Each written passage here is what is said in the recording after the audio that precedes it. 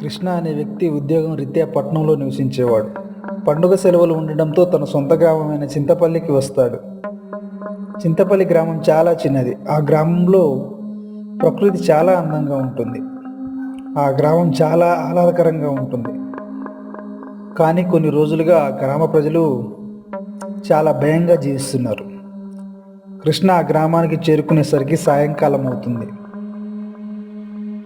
అతడు ఆ గ్రామం నుండి నడుచుకుంటూ వస్తుండగా ఆ గ్రామంలో ఏ ఒక్కరూ కూడా కనిపించరు.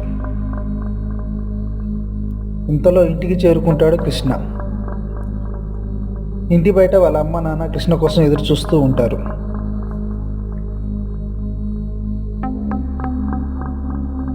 అరే కృష్ణ, ఇదేనా రావడం? ఎలా ఉన్నావు? నేను బాగున్నాను నాన్నగారు. మీరు అమ్మ ఎలా ఉన్నారు?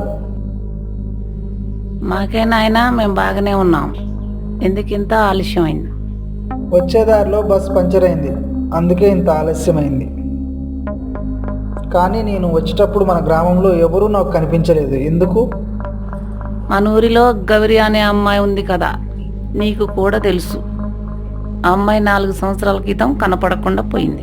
ఆ తర్వాత అరే కల్పన, కృష్ణ ఇప్పుడే వచ్చాడు కదా, ఉన్న 4 రోజులు సంతోషంగా ఉండనివ్వు. ఎందుకు వాడికి అది ఇది అని చెప్పి కృష్ణను భయపెడతావు? చూడు కృష్ణ, నువ్వు వచ్చావని తెలిసి మీ అమ్మ నీ కోసం పిండి వంటలు సిద్ధం చేసింది. పద తిందుకని. వారు ఇంట్లోకి వెళ్తారు. ఆ రోజు రాత్రి కృష్ణకు నిద్ర పట్టదు. ఈ విషయం గురించి ఎలాగైనా తెలుసుకోవాలని ఆసక్తి పెరుగుతుంది. ఉదయాన్నే వెళ్ళి నా మిత్రుడైన సూర్యని కలిసి ఈ విషయం గురించి ఎలాగైనా తెలుసుకోవాలి. మరుసటి రోజు ఉదయం కృష్ణ సూర్యని కలవడానికి బయలుదేరుతాడు. అలా కృష్ణ అక్కడి నుంచి నడుచుకుంటూ బయలుదేరి సూరయ్య ఇంటికి వెళ్తాడు. కానీ అక్కడ సూరయ్య కనిపించడు. సూరయ్య వాళ్ళ అమ్మ ఉంటుంది.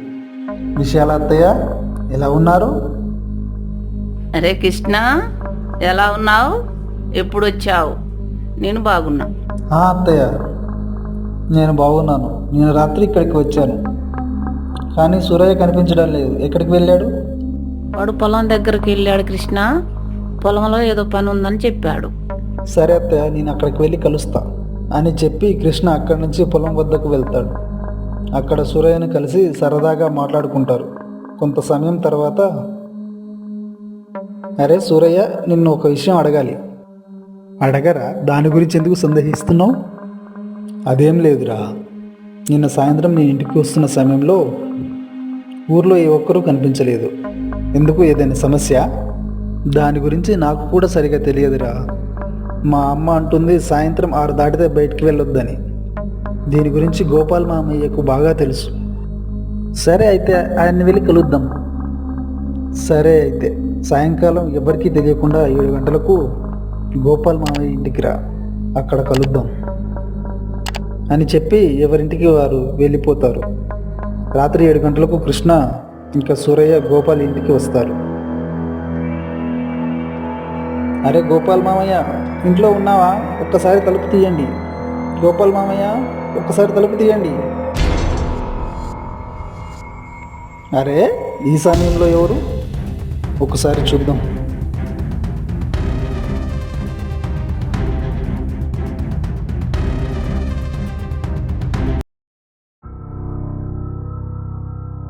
అరే కృష్ణ, సూరయ్య, ఈ సమయంలో ఎందుకు వచ్చారు? ఏమైంది? చెప్పు కృష్ణ, ఏం జరిగింది? ఏదైనా సమస్య? ఏమీ లేదు గోపాల్ బాబాయ్. నేను ఊరికి వచ్చే సమయంలో ఈ గ్రామంలో ఏ ఒక్కరూ నాకు కనిపించలేదు. దాని గురించి అడుగుదామని సూరయ్య నేను వచ్చాము. అదా సంగతి? సరే, నేను మన ఊరి పంచాయతీ స్థలం ఉంది కదా, అక్కడికి పదండి, అక్కడ చెబుతాను. వారు ముగ్గురు ఆ పంచాయతీ స్థలం వద్దకు వస్తారు. చెప్పండి బాబాయ్, అసలు ఏం జరిగింది?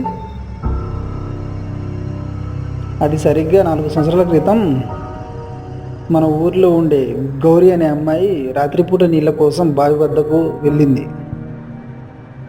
కానీ ఆ అమ్మాయి తిరిగి రాలేదు. అప్పటి నుండి ప్రతి సంవత్సరం ఎవరో ఒక అమ్మాయి కనిపించకుండా పోతుంది.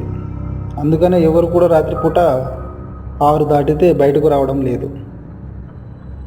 కానీ ఎందుకు, ఏం జరిగింది ఆ విషయం నాకు కూడా తెలియదు. మన ఊరి అవతల ఉన్న అరణ్యంలో ఒక సాధువు ఉంటాడు. అతన్ని అడిగితే మొత్తం విషయం తెలుస్తుంది.